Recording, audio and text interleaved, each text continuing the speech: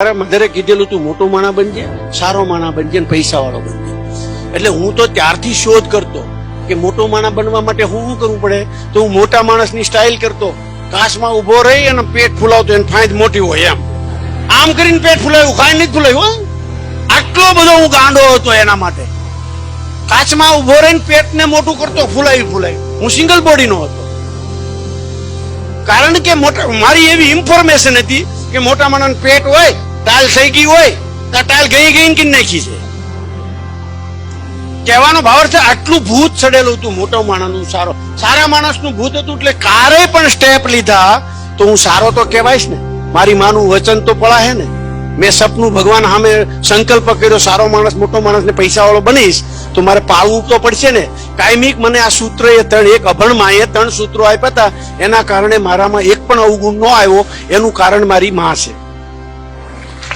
અને તમને એમ હોય હું તો MBA થઈ ગયો ને ભણ્યો, ડોશી હું ખબર પડે, તારી ડોશી ને ખબર પડે ની કોઈ ન પડે. એને પૂછતાય નથી, એને ગણતાય નથી. પણ એક જીવનના 3 સૂત્રો અત્યાર સુધી હજી કારે પણ લાલચ, લોભ, પ્રલોભન આવ્યા હોય તો એ સૂત્ર યાદ કરાવે છે. સારો માણસ તો હું કહેવાયશ ને. મારું અહિત કરે ને એનું અમે અહિત નથી કરતા, કારણ કે સારા માણસની સાઈન નથી. હાલો, આપણું ઘણા ખરાબ કરે છે, આપણે ખરાબ કરવાનું થતું નથી. ભગવાને આપણને ઇનફ આપ્યું છે. ઘણા પૈસાના લોસ થયા, ઘણા બધા પ્રોબ્લેમ આવ્યા, આપણને હાવ ખોટા પાડ્યા, તો આપણે એની કૂતરાનું મોઢું સટાય, આપણે એ આપણું સાટી જાય. આવું છે એટલે આપણે સારું છે. I am the best, I can. Position ગમે તે હોય, એને જે થાય કરી લે, પ્રોબ્લેમ ને જે થાય કરી લે. આપણે તો વિન થવું છે, આપણે બેસ્ટ જીવવું છે, આપણે વિનર થવું છે. આજે રોજ નવું શીખવું છે. આ સિવાય આપણો કોઈ ગોલ નથી, આ સિવાય કોઈ સપનું નથી. Thank you. નમસ્કાર સર, હું શિવાની. હું પણ સુરત ડાયમંડ સિટીથી છું. હું બહુ જ ખુશ છું તમને અહીંયા જોઈને, ડાયમંડ કિંગને જોઈને. સર, મેં કશે વાંચ્યું હતું કે ડાયમંડ્સના જે રો મટીરિયલ છે એ રશિયાથી આવે છે. મને સુધારજો એ પૂછું તો. મારો સવાલ એ છે કે અત્યારે રિસેન્ટલી જે યુક્રેન અને રશિયાનું વોર ચાલ્યું હતું, તો એમાં ડાયમંડ ઇન્ડસ્ટ્રીને બહુ જ તકલીફ પડી હશે, મુશ્કેલો પડી હશે. તો એ મુશ્કેલોને તમે કેવી રીતે પસાર કર્યું, અને જે હીરો ઘસાવું છે એ લોકોને તમે કેવી રીતે સંભાળ્યું? એટલે આમ તો કેવું છે, મીડિયામાં આવે ને 90% ખોટું હોય છે. એને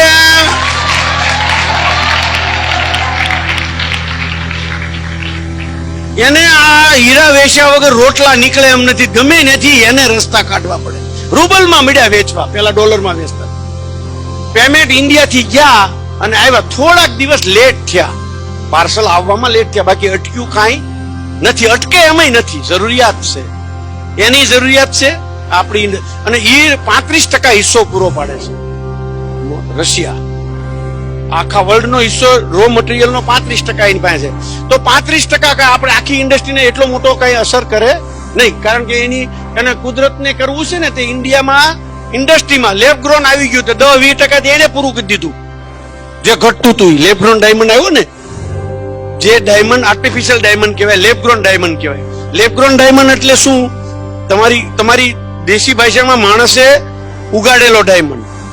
જે કરોડો વર્ષ જમીનમાં રહે ને હીરો બને, એ એને 20 દિવસમાં ટેકનોલોજીના કારણે હીરો બનાવી નાખ્યો.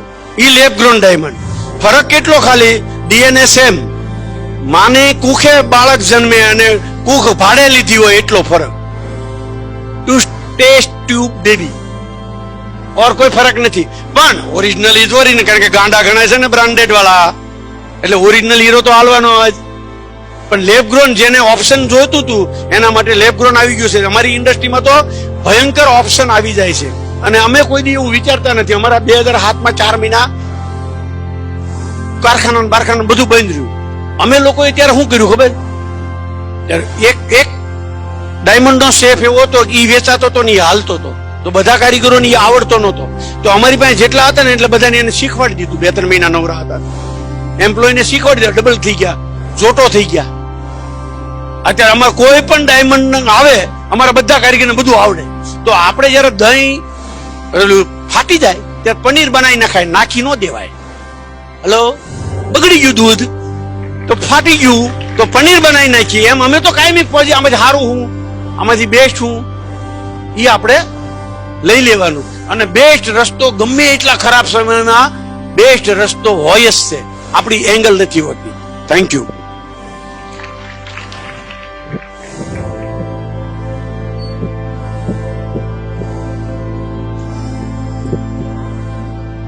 સૌપ્રથમ તો નમસ્કાર સર, હું માનવ પટેલ, અને આજે મને એક સારો એવો અવસર મળ્યો છે કે એવા વ્યક્તિને પ્રશ્ન પૂછી શકું કે જેમને વિશ્વવિખ્યાત એવો પદ્મશ્રી પુરસ્કાર મેળવ્યો છે, અને એના માટે હું ખૂબ જ ઉત્સાહિત છું પ્રશ્ન પૂછવા માટે. તો સર, મારો પ્રશ્ન તમને એ છે કે જ્યારે તમે તમારી કંપની હરિકૃષ્ણ એક્સપોર્ટની શરૂઆત કરી હતી ત્યારથી માંડીને અત્યાર સુધીમાં આટલા ઊંચા સ્તરે પહોંચ્યા, ત્યાં સુધીમાં તમને સરકાર તરફથી શું શું મદદ મળી હતી?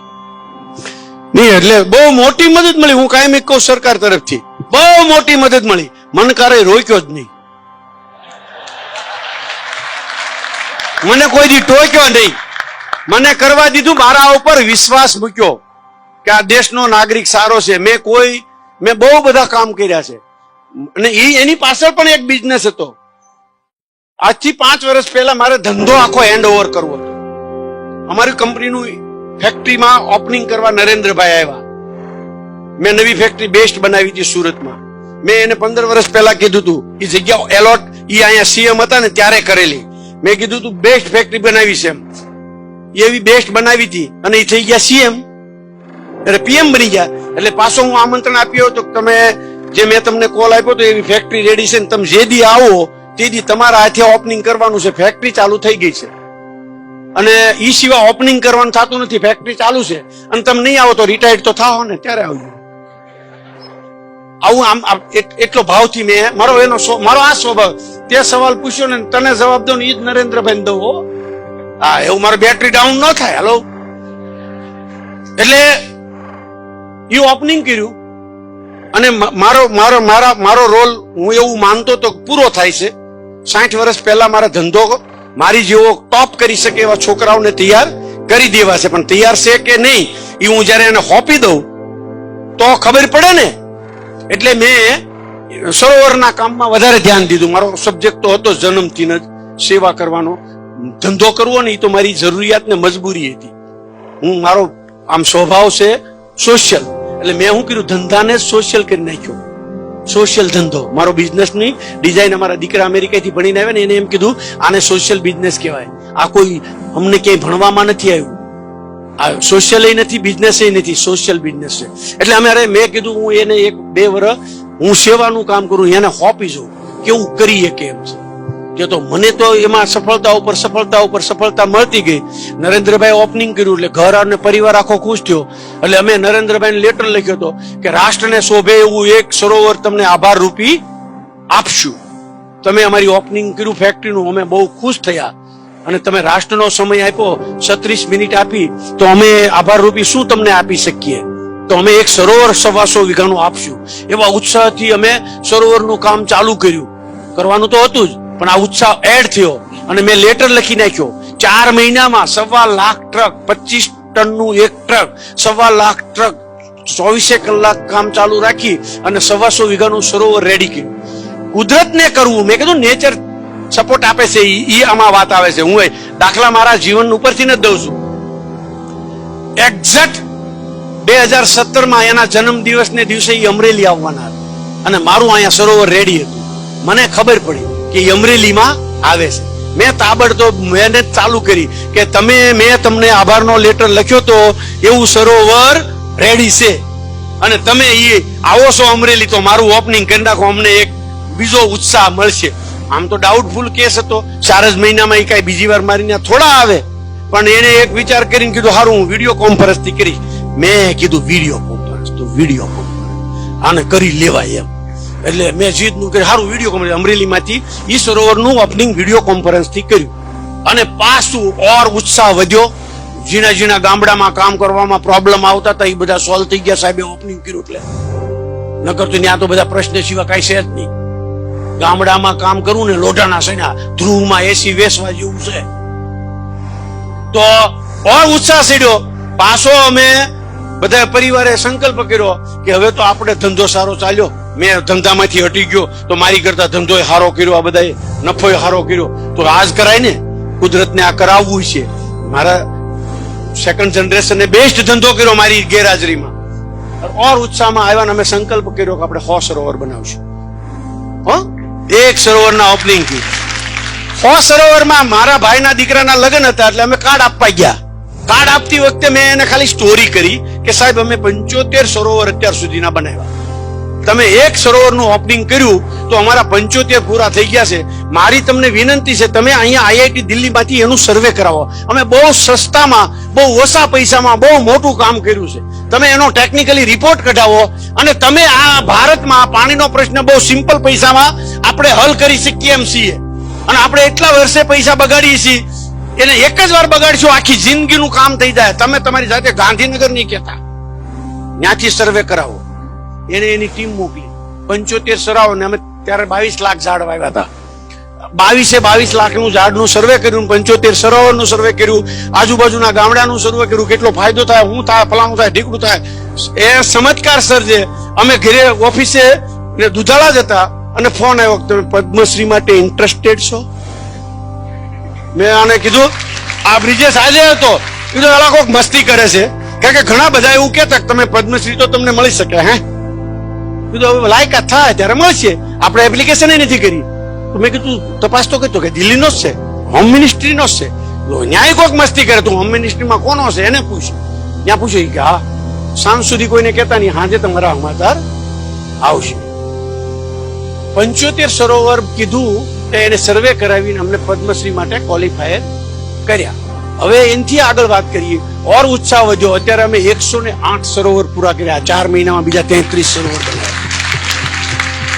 ત્યારે સફળતા મળે, સક્સેસતા મળે ત્યારે બેહાય નહીં, કારણ કે એ સમય છે, તક છે, ત્યારે ઝડપી લેવાય. અને અમારે તો અમે પહેલેથી તક મળે ઝડપી લેવાય.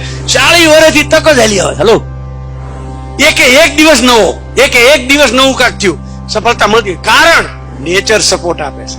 નેચર માટે કરીએ છીએ, રાષ્ટ્ર માટે કરીએ છીએ, સમાજ માટે કરીએ છીએ. આપણી પાસે તો બાય પ્રોડક્ટ બધું આવવાનું છે, કે આપણી પાસે હશે તો આવશે. આપણું ઇન્ટેન્શન આ છે, ક્લિયર કટ આ છે. એટલે મેં તમને કીધું 40 વર્ષ જીવવાનું છે, 400 વર્ષનું કામ કરીને મરવાનું છે. એની આગળનું હોતે ને કીધું, છોકરાઓને એ હોતે ને કીધું છે, મારા એડવાન્ટેજ તમારે લેવો હોય એટલો લઈ લો, ધંધે સડી જાઓ, પોતપોતાની રીતે પગભર થઈ જાઓ. મારા પૈસા રળેલા છે, એ તો હું વાપરીને જવાનો છું, એટલે એડવાન્ટેજ લઈને મળો બનાવવાના કરે. આ કઈ હું મૂકીને જ જવાનો, એ ધંધે લાગી ગયા. મારી ઓળખાણ, મારો સમજ જે તમારો ઉપયોગ કરો. હું 40 વર્ષમાં વાપરીને મરવાનો છું. તમે એવું નહીં મૂકીને જવાનો નથી. ચલો, બધા બળ કરવા મળે. કહેવાનો ભાવાર્થ, જયારે આવો ઇન્ટેન્શન ક્લિયર હોય ને, એને કોઈ પ્રેઝન્ટેશન ની જરૂર નથી. એને નેચરની બધી શક્તિ તમારી જોડે હોય. તમને સક્સેસ લઈ જવા માટે બધી શક્તિઓ કામે લાગે છે, અને અમને તો લાગી છે. Thank you sir.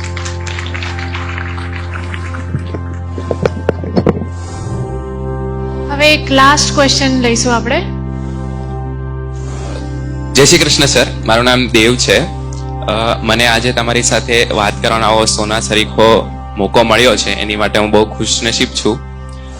મારો પ્રશ્ન આપનાથી એ છે કે અત્યાર સુધી અમને સૌને ખબર છે કે તમે આટલા બધા લક્ષ્ય પ્રાપ્ત કર્યા છે, તો અત્યાર સુધી એવો કોઈ લક્ષ્ય કે જે તમને હજી મેળવવો હોય અને એનાથી તમને હૃદયથી સંતોષ થશે, તો અમને જણાવશો પ્લીઝ.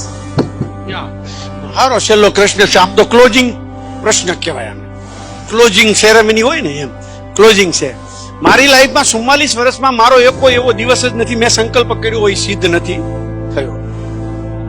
એવો કોઈ સંકલ્પ નથી કે મને સંકલ્પ કર્યો હોય અને સિદ્ધ ન થયો હોય. એટલે એ ભગવાનની વિશેષ મારા પર કૃપા રહી છે.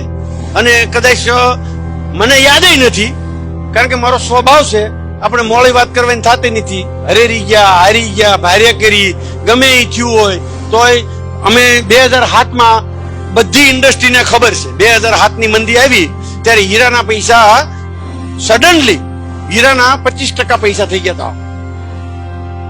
100 રૂપિયાના 25 રૂપિયા થઈ ગયા હતા. એક દિવસ હિસાબ કરવા બેસીએ તો, કારણ કે ટેમ્પો તૂટી ગયો તો, મેન્ટાલિટી તૂટી ગઈ હતી, બધું જ તૂટી ગયું હતું. તો અમે હિસાબ કરવા બે અમે લોકો તો બહુ કાયમિક માટે સ્પીડે હાલેલા છીએ. સ્પીડે એટલે કે મેગ્નેટ ઉપર હવા 100 રૂપિયા હોય ને 400 નું કામ કરતા, તે અમારે 400 બેંક ના જ હોય. હલો, 25% તૂટી જાય થાય હું ગામના જ હોય. અમારી પાસે કઈ વધ્યું જ નતું, કોઈને કીધું નતું, કઈ વધ્યું નતું, કઈ મોળાય પીડ્યા નતા. કીધું આપણા માટે તો બહુ મોટા મોટી તક છે. હું ભગવાનને બધાને એક આરે સુપડું મારવું હતું એટલે બધાને સાફ કરી નાખ્યા. અને હારા માણસો હોય છે એને દે. મેં આવી રીતસરની મીટિંગ કરેલી. આપણે તો હારા જ છીએ ને. હેલો, આપણને દેવાનો જ છે. એ જ વર્ષમાં અમારું સર્વૈયું પ્રોફિટમાં બદલાઈ ગયું.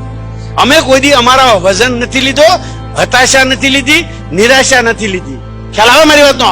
એ સમયે પણ મેં પાર્ટનરોની મીટિંગ કરીને કીધેલું કે મને તો આમાં બહુ મોટી તક લાગે છે, આ એક મોટી ઓપોર્ચ્યુનિટી છે, આપણે સજાગ થઈને રેડી રહેવાનું છે. અત્યારે જે થાય તે જોયા કરો. આપણા અનુભવમાં નથી કે આવું કાર્ય બન્યું હોય, પણ આપણે લાયકાત છે એટલે ભગવાન આપણને આમાં નિરાશ નહીં કરે. ભરોસો, વિશ્વાસ, ગોડ ઇઝ. આ 5 જ સૂત્ર આવશે જીવનમાં, ક્યાંય પણ જવાબ આવશે. મેં આની ઉપર બહુ મંથન કરેલું છે. આ હું તમને ગુરુ મંત્ર આપું છું, આ જીવનનો નિચોડ આપું છું. ને ગમે એના દુનિયાના ગમે એ સાયન્ટિસ્ટ પાસે જજો, ગમે એ પ્રોફેસર પાસે જજો, $1,00,000 ફી ભરીને આ શીખવાડશે. અમારા છોકરા કે ને બધા ટ્રેનિંગ પ્રોગ્રામમાં બાપુજી તમે જો એ જ કહું છું. મેં કીધું એટલે જ તમે સાંભળો ને કે કોઈ સાંભળે નહીં. અને તમે એનું $1,00,000 ની ફી, $1,00,000 ની ફી ની ટ્રેનિંગ અપાવી છે. $1,00,000 ની ફી. અમેરિકા જવાનું હો, બધું 2 વર્ષનો કોર્સ. 2 વર્ષના 24 ધક્કા અમેરિકા ખાવાના આવો કોર્સ કરેલો છે. ત્યાં જઈને પાછું રિઝલ્ટ હું આપ્યું. બાપુજી તમે કહો છો એ જ કહે છે. મેં કીધું એ તો હું કહું છું પણ તું પૈસા દઈને સાંભળે, મારું તો કોઈ સાંભળે નહીં. આવું હોય, જનરલ આવું હોય. જેટલા મોંઘું વસ્તુ એટલી સારી એમ. અમારા પૈસા વાળાના એક ક્રેઝ હાલે છે. મોંઘું સસ્તું નહીં, તું મોંઘું દે ને. અરે ડોબી, મોંઘું તારું કેમ લેવું? તને સારું લે એમ માગ ને. મોંઘું જો મોંઘું હોય સારું હોય એમ. અને મોંઘું કોઈની પાસે ન હોય એવું લેવું છે. તો એની પાસે કોઈની પાસે હાફ પેન્ટ નથી, લે ને. આવું છે. આ એક મેન્ટાલિટી છે. મોંઘું હોય સારું હોય, પૈસા ખર્ચવાનો ક્રેઝ છે. આવું એક મોટી ફી ચૂકવીને હા બળશે. અહીંયા બા ઈ જ કહે છે, મારી બાએ 3 વસ્તુ કીધી ને ઈ જ આખું ગામ કહે છે.